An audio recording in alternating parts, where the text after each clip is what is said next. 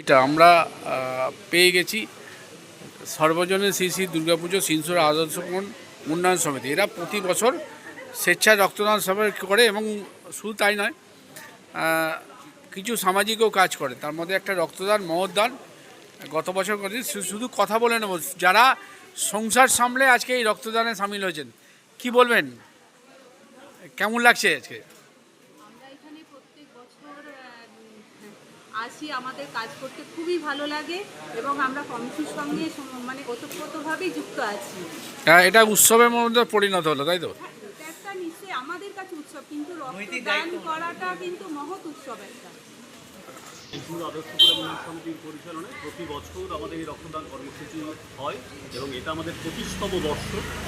এই জন্য আমরা সত্যি খুব কৃতজ্ঞ আশেপাশে আমাদের পাড়ার যে অধিবাসীবৃন্দ রয়েছেন এবং আমাদের চ্যাটার্জি বাগান সংলগ্ন যে মানুষরা রয়েছেন, যারা আমাদের এই কর্মসূচির সঙ্গে সামিল হন, আমাদেরকে সহায়তা করেন এবং রক্তদানের মাধ্যমে।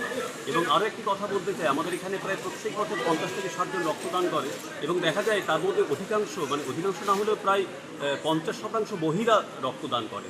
এর জন্য আমরা প্রত্যেকের কাছে অত্যন্ত কৃতজ্ঞতা প্রকাশ করছি। আজকে কতজন রক্ত দেবে? আজকে কতজন? ইতিমধ্যে প্রায় 40 জন মতো অঙ্গীকার করেছেন। আমরা আরও 1-2 ঘন্টা হয়তো হবে আমাদের চলবে কর্মসূচি। আমাদের আশা করছি, আমাদের টার্গেট রয়েছে 50 থেকে 60, আশা করি আমরা ফুলফিল করতে পারব। আজকের রক্তদান শিবিরে আলোকিত কে করলেন, মানে আলোকিত কে, উপস্থিত কে ছিলেন?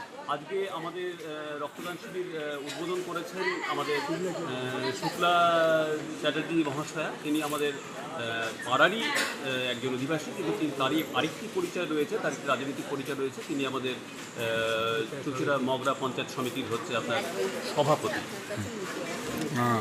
আপনার নাম?